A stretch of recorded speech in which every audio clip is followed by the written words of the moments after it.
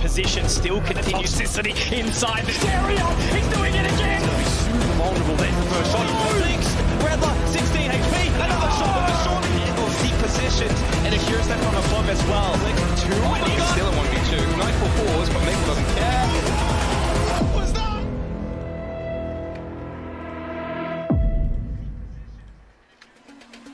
It's been a long journey, but only 2 days remain here in the VCT APAC LCQ, and we've got 2 more teams going home. Hi everyone, I'm Daniel Digon Gonzalez, and I'll be breaking it down from the desk with my fantastic analysts for the day. We got Tash, Bunny, and Quack.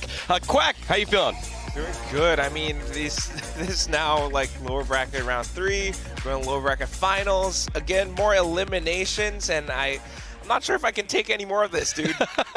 Well, you have to. Tash, how about you? I am incredibly nervous because personally, for me, all these teams are doing so well and exceeding first. Yeah, because they're doing so well. From stage 2 till now, the growth in these teams have been phenomenal. Yeah, they definitely have, but now we're down to our top 4, and that was because yesterday we had a couple more teams say goodbye, especially in heartbreaking ways. We started at the top of the day. It was Team Secret and Order who gave us all that we could handle. Then Onic versus Made in Thailand. It was 2-0. But let me tell you, it wasn't an easy 2-0. And then to close it off, it was the big one, our biggest upset of the tournament. Boom taking down Bleed as we take a look at the top. It was Team Secret and Order, but it was a back and forth affair. But Team Secret and Order was honestly one of the most crazy game I've ever seen, where Order is a little bit more aggressive, and we saw Maple just absolutely pop off. We were not expecting that to happen at all. This especially I don't understand what happened there. It was just like his game sense was on a whole other level. The whole time. I mean, honestly, the first shot might have been a little bit lucky, but then the second one, like, we were talking about it the whole time, and he absolutely showed up. But unfortunately, at the end, Team Secret, they decided to make the change, swapping out Dispenser. Witch came in, Jeremy as well, and they just nailed down Breeze. Yeah, the 6-man roster proven to be the exact formula that Team Secret needed. Then over to Onic, taking care of business against Made in Thailand. We had built up Kadoom as the best player, solo player possibly left in the APAC region, not already qualified, but he got shut down. Yeah, when you look at Kadum, because he's only a one-man army, when he's not able to step up, it feels like his team was struggling. However, for the side of Onic, I think yesterday was a very interesting day because everyone looked at Elmi more as well as Monyet, but Shiro was the one who led the charge for them first, and the second was actually NC Slasher. Truly, I think they just started to show that they had a lot more depth than Myth. But of course, like Digan mentioned, our biggest upset of the entire day, entire tournament. Nobody thought that Boom would have showed up the way that they did. Personally, I think that's for Bleed. They are their own biggest enemy in terms of mental, because it felt like the momentum coming in from Boom from game one was just so overwhelming, as well as the confidence. It was really hard for Bleed to really counter that. In terms of their play as well, it was really hard for Redla or even Darren to really pop off when they're just being shut down over and over. Quite frankly, just heartbreaking. I mean, you don't drop a 30 bomb in the first map only to drop so far off with the second and then the third. It just, you don't expect to see that coming in from Bleed, but of course we have to give praise to Boom because they just showed how they could dismantle this team. Yeah, dismantle they did for the biggest upset of the tournament.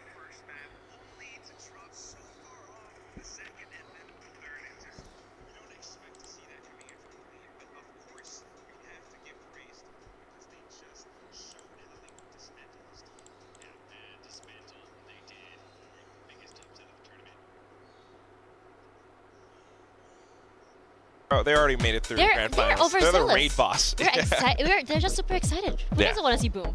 Yeah, all right. Well, Boom will be waiting in the grand finals tomorrow, which means we'll set up for today's matches because we really can only talk about the one. We don't know who Bleed will be playing quite yet, but it'll be one of these two squads in Onic G versus Team Secret. And we're getting ourselves another one of those national pride matchups. It's the Philippines against Indonesia. It is a lot of, I guess, nerves on the line here because this could be it for both these squads. I mean, the idea that if, say, Onic goes through and then finally beats Bleed, and then grand finals Indonesia versus Indonesia would be pretty crazy. Wow, wait, Tash, wait a second, Tash. We're talking about this matchup first. You went two matches ahead. You went two matches ahead. You went ahead and talked about nationalism, and I was like, what if it was Indonesia and Indonesia? This is true. This is true. But there's a couple of other. Aren't you from the Singapore, Malaysia region? You skipped right by Bleed as well. I love them. All right. But it was just a speculation moment. I mean, yeah, I'm what inclined if, to say right? there is a chance. It could happen, it can Jigan. happen. All right. Let's focus on this series then. I'll be specific. This series, Secret, Onic. Quack, you start first. I do have my predictions, and of course, like Secret, they show that they have a lot of potential.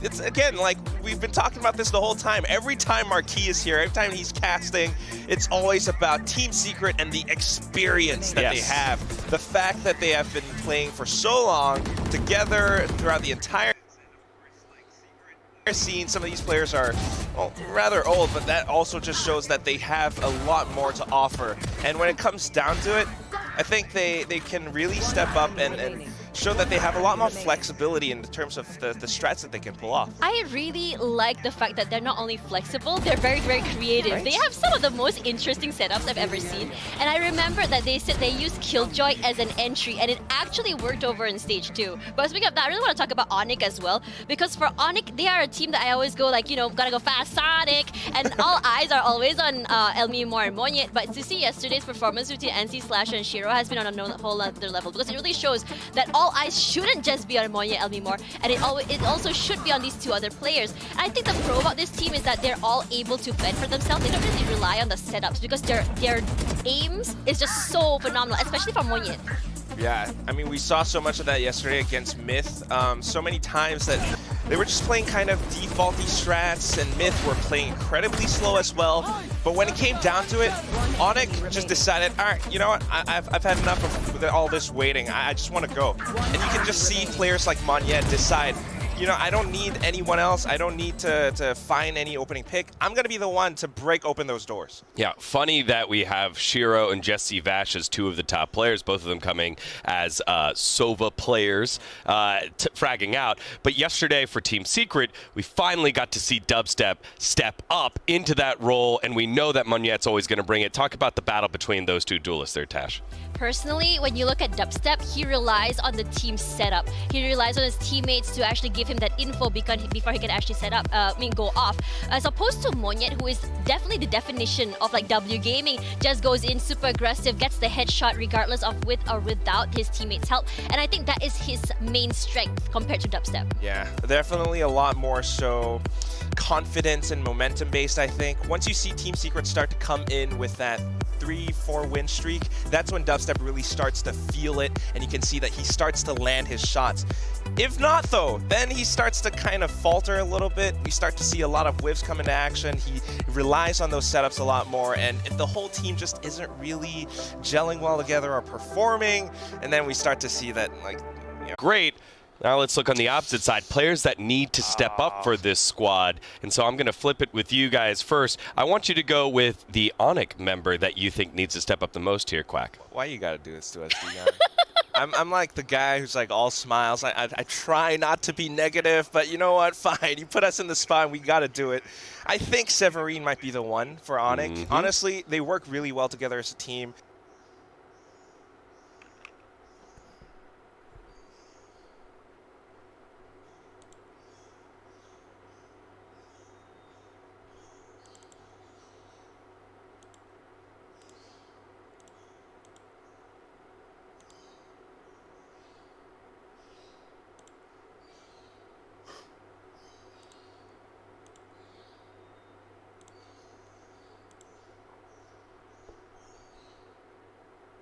Make of the six-man team, because if you have a player that doesn't feel it that day, they can switch it out. And those were the two answers that I think I was looking for yesterday. Severine finishing -12, -12 in terms of plus-minus ratio. Opposite side, Dispenser, who did get subbed out and only played 2 games, -14. So those are two kind of sore spots for both those players that have a lot of other responsibilities, not just fragging out, but had games that they wanted to forget. Again, I think Key brought it up. It was, what, 12 kills in 2 whole matches? Yep. So that was not the best performance. They make the swap out, and Jeremy had himself a pretty good day there for Team Secret. For Onic, it's you just got to play better. There's no one else behind you here. Yeah, that's the thing. So, prediction time, y'all. Only one of these squads can move on. Who you got? I'll go with you first, Tash. This is really hard for me because honestly, number one, I don't remember my prediction. But if you ask me right now on the spot after I've been doing this analysis on the desk, I would say I would give it to Team Secret. Yes, and that's the exact same answer that I have. My Jedi mind trick worked. Did you just?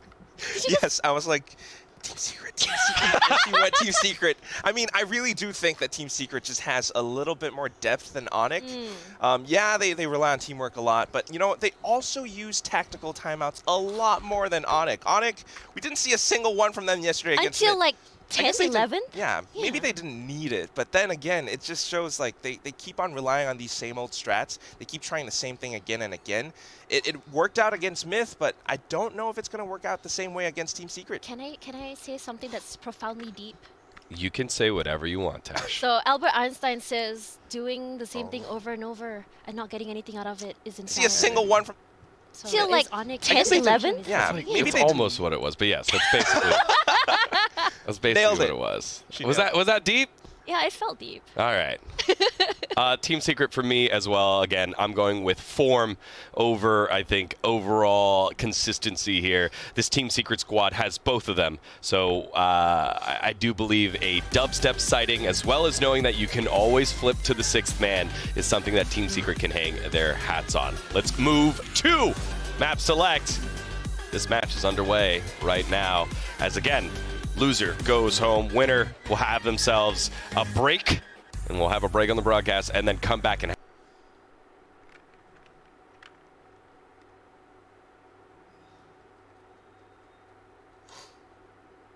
play Bleed. What a prize for them as we get into it. Bind and Split removed. Fracture Haven selected. Icebox is sent out. Our final map then, of course, is Breeze. Yeah, this one has me a little bit worried because I think we could see Bind and Split being banned right off the bat. Neither of these teams really prefer that, except for maybe Team Secret and Bind. But when it comes down to it, Fracture is something that we don't see that much of on Team Secret. Dubstep might be relegated to like playing Neon, which we don't see that often. He's always on the Jet, and that's where I think they're going to be out of their comfort zone. So moving on to that. Who like playing slow, and we know in Fracture what's really important is speed, speed, and speed. Exactly. It's a chaos map. You really perform a lot Lurk better. heavy. Right? And then you got those players on Onic who really perform and capitalize off of that. Team Secret, on the other hand, we haven't seen that much of it yet. Maybe they left it open for a reason. Maybe they actually have something up their sleeves. But, you know, we're just going to have to wait and see if they actually can do that. All right, well, we'll see how this match shakes on up, and of course, who the starting roster for Team Secret will be after we take this short break. It's elimination time, Team Secret and Onic G after this.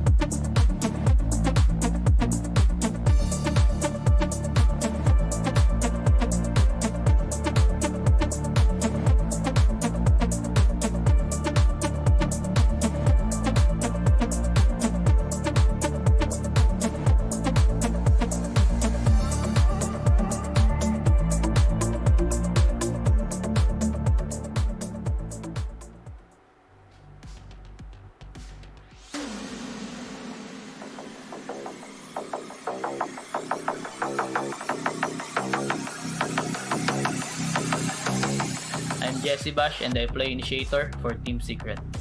Favorite round or highlight ko this year, yung pag may na-knife ako na kalaban. Uy! Oh no! Tondo time! Jesse Bash! Mace to the face! Oh no! Tinawag na siya ng mga supporters na Tondo team. So, yun, sobrang trending lagi siya pagka may nananipe kami or ako. Especially ako madalas kasi nakaka-knife. So, yun. Pinaka-goal namin, pinapangarap namin magkaroon ng world title na all Filipino players champion in the world. I always dream for hindi lang kasi para sa akin for the Philippines. So, world title talaga sa mga malalaking game tulad ng FPS and MOBA na computer games. After LCQ champions talaga.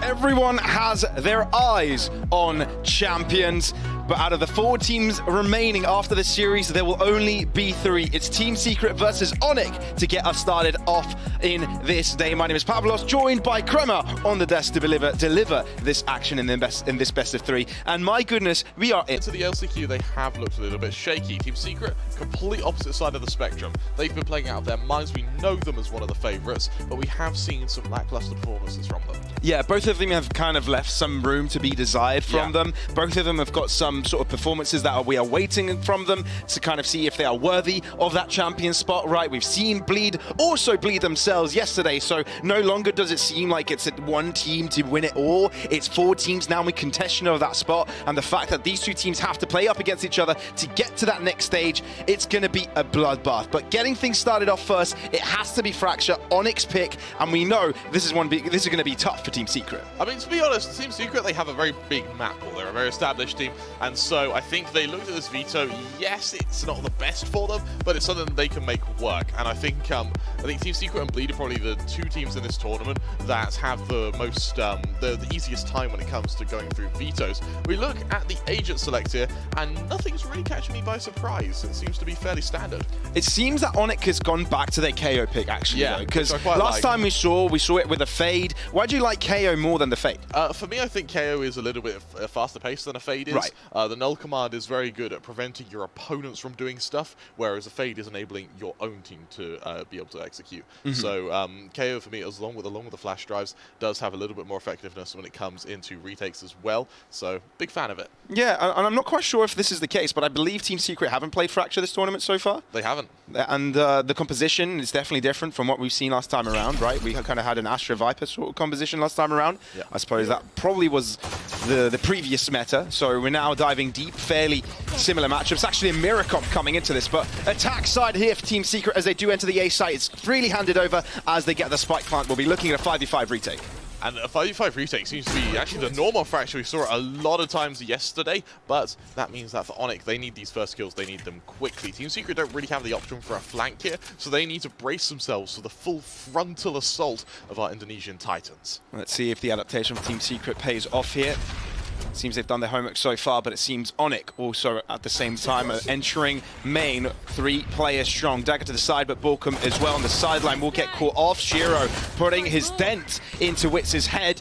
Jeremy and JC Vash, the only 2 players remaining. Onic have done a splendid job not trading back themselves, right? 4 points of health for every single one of them. The Incendiary might be all they need. Aftershock could delay a little bit, but at least it is diffused halfway. Jeremy is dying to the flames. The panic, the sheer chaos, but the diffusal will be coming in on time with a second to spare. It's Onic with first blood. An absolutely perfect retake from Onic there, and that was spearheaded by Munyets on that Neon. Actually not even using the additional pace there. That was just a complete move in and kill everyone as they come. Onic also doing a very good job at isolating the 1v1s. Really, really strong play from the Brimstone to identify that the remaining members are probably going to be over. Sort of camping by Dish. That Molotov single-handedly won them what was already a 1 round, but it guaranteed it. Yeah, and now Onic, really good start from them. I think those picks were everything. Yeah. For me, Team Secret, though, they're going into a map, they can be a little bit shaky. What their strength is being able to adapt when they're behind, which is absolutely crucial, and it was crucial in their game to get here against Order. Really looking forward to seeing that now, as Team Secret look to explode onto this B site to challenge Severin. They probably want to do it quickly as well, because if they do check their back line, It may be infiltrated in a very quick fashion. 2 players coming upon it. It's Moniet to show his ground, getting the 2. Dubstep does throw some paint shells towards the upper skies, but still, it's just a single kill to be falling in favor of Team Secret. The rest are one-sidedly in the arms of Onic. And Borkum, on his stroll, finds himself a better weapon to work with.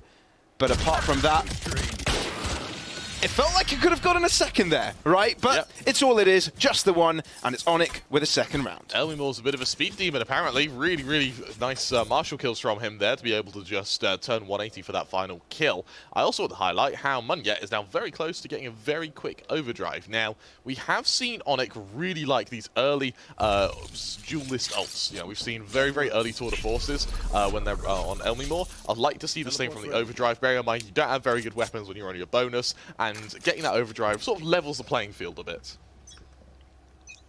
And now it's Team Secret's chance to enter. It kind of seems familiar what they're trying to attempt here. That A-site push, which they have executed on the pistols, but it's a bottom-sided crunch for Onic, which by process of elimination does show that they're probably entering either from Dish or Arcade, but as they do enter to the A site, the call is given over from Elmimore. He doesn't even need to see his opponents and still ends up getting a kill, an all-important one, giving Onic a chance. That's certainly going to sting here, but look at the flank of Jeremy. He is attempting to catch out Severin, but little does he know, Severin's already pushing down by Dish. Ooh, the dink. And Wit's unable to actually get the kill there. May be in trouble. Ooh, Elmimore with another. This could be a pistol win. And they're blocked out from the smokes. Aggression from Elmimore. And there could be a kill for him. No, JC Vash says a big no to that. Aftershock available to be used. But it's taking a while. Therefore, the diffuser may come through. It has come through halfway, though. But Team Secret still have plenty of players to try and disrupt this. But they cannot. Not in time. Jerry might be getting a couple there, but it's Onic to come out top with a victory.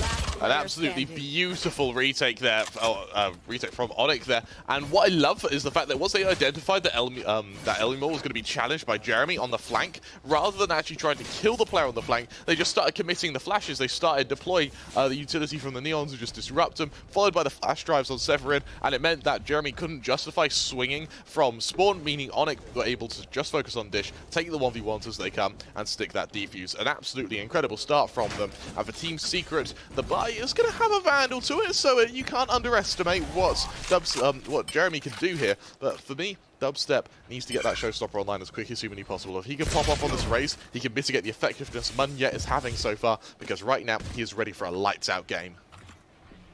Coming into this Team Secret, I think they've already kind of they've already been feeling a bit shaky. Yeah, we can see they put some practice into this new composition, but in regards to playing officials, it's a new mountain to climb for them, while Onic are tried and tested on this, and probably one of the strongest teams in the tournament in regards to this map. So coming into this one, we know that Team Secret are really going to struggle, but with a hero Vandal on Jeremy, a lot lies on his shoulders. A-site taken over, Elmimore at the bottom side, double blast back enabling the push, but suddenly Team Secret come out on top, equalize the scoreline in regards to players. The spike can go down in a very aggressive position. What this means is that for Team Secret, regardless of how they leave the site, they're going to be able to defend this spike. Be bold to plant it there, but it's going to really reap some rewards. It definitely helps that Borkum has his orbital strike as well. You see how passive he's being now as well. Oh, the incendiary has been dropped already, though. Will that mean that they'll be in trouble? Onto the side they go.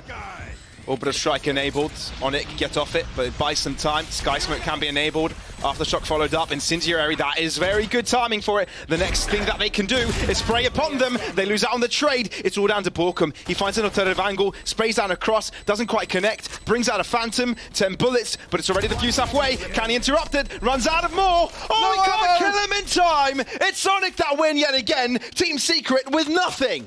Team Secret being cursed. There is no accuracy via quantity of fire, and with that, Onic go 4-0 in a round they frankly robbed from Team Secret. Bear in mind, Team Secret went into this with a very, very weak buy, so the fact they were able to do that much damage despite only going into the round with one Vandal does really restore faith in my kind of knowledge that Team Secret will be able to adapt, and they've shown it here by going for such an open plant, allowing the orbital strike to be used. This may come and haunt them though without that orbital strike. They have to rely on that null command and that tour de force going into this round. We probably won't see the tour de force. However, Jeremy has been impartial to bringing out the tour de force while having a Vandal for a timeout. I'm interested to see what comes of this. How heartbreaking is it for Team Secret attempting something in multiple variations that they've practiced? It seems all of these are set pieces, all of these are things that they have prepared, and none of them working. How does that have to stack up in their feelings? I feel like last round it kind of did work, because the only reason they lost is because they ran out of ammo. And that is something you can remedy. It's something you can remedy very quickly. And if Team Secret end up losing another round because of ammo conservation, it feels weird to say. That's not a problem you have in Valorant. So I'm really, really hoping this isn't something that repeats itself. But what is going to be interesting is whether or not Onic choose to go aggressive, because right now they've had a some very good retakes. Maybe this is where they try and change that and make sure that the retakes don't even have to happen if they can get these kind of 1-2-man advantages before Team Secret can descend onto a site. Out comes that sort of force. Oh, upset. The double-sided peak here from Onic pays dividends, although still equally traded. Jeremy with a tour de force. On the opposite side, enters with JC Vash, and now look to put caution to their win. Severin might be trapped here. There could be two individual different fights as Wits finds some space, but Elmimo elevated. Good opportunity for one. Severin as well. Wits finds the pick, but does he turn around in time? He does not. Severin doing so much to this site to defend it. The spike will be going down, but it's a tall order for both Jeremy and Borkum to defend this. Borkum gets the hell out of there as well. He realizes that the Apac utility is going to be key for Secret here. Oh no. His ability to get disabled. He can't rendezvous out of there. Oh, he's in a really tough spot. Flash drive. Severin with a wonderful peek. Borkum with everything to do. Oh, flash into his face, as blind as a bat, and Shiro will be taking him down. Pavlos, that is why I like the KO over the fade. That flash accompaniment with the flashes from Breach means that retakes become that bit easier. Onic have demonstrated that now with, I believe, all 5 of their rounds being a retake, being an afterplant. For Team Secret, the silver lining in that is they are getting to these sites. They are getting into positions that could be won, whether it be different positioning, whether it be different weapons or different abilities. That part can be changed. Actually getting to the site is usually the harder part, so I'm very happy with them so far because it's only going to take a few minor adjustments. We do have a brief tech pause, but going into round 7, look at Onic's ult management. 3 of their players are about to have their ults available. Munyet's about to get the overdrive as a 4th, and I believe it's going to be NC Slasher who we're sort of waiting on for that aggressive orbital strike.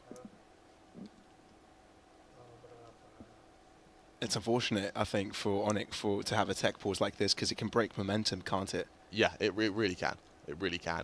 And I think for Team Secret as well, it does give them a chance to potentially sigh for a moment, realize, okay, you know, Onic are a very different beast. Well, a hedgehog, but, you know, in this case, an even scarier beast. And potentially we can use that to work against them. I think for Onic, right now their downfall is that they have been going into their retakes a little bit one-dimensionally. Okay. So if they do walk into the crossfires, they may be in some serious trouble. Okay, so maybe room for Team Secret to adapt and punish. Yeah. But I think this is a great opportunity to remind the viewers what the stakes are here, right? There are some pretty high stakes. There's some pretty high stakes, not the stakes that we know of, medium well and stuff like that. No, this is where one of these teams will be going home and the other will be entering the top 3 of Apac LCQ. Yeah, and with the Apac LCQ, Pavlos, there can only be one winner. There can only be one winner, and that winner will be representing the region as one of the 3 in the Champions tournament over in Istanbul. So quite a lot of stakes. No fillets, no ribeyes, just one spot to be taken up over in Champions. But yeah, quite a game so far. Onic very dominating, right? I believe it's 4-0 right now for them, if not 5. You know, it's looking pretty strong. It's looking pretty strong. How do you see Secret coming back from this? You mentioned some things that Onic are doing one-dimensionally. How do you see Secret punishing those and trying to bring their way back? I think the issue Secret are facing at the moment is they're definitely going for plant goes down, and then a lot of them just get off the site, and they try to use their utility to just delay enough to win the round. Right. I think I'd like to see them be a little bit more aggressive, take a little bit more map control, not via lurks, but via actually fighting Onic. So Onic aren't in a position to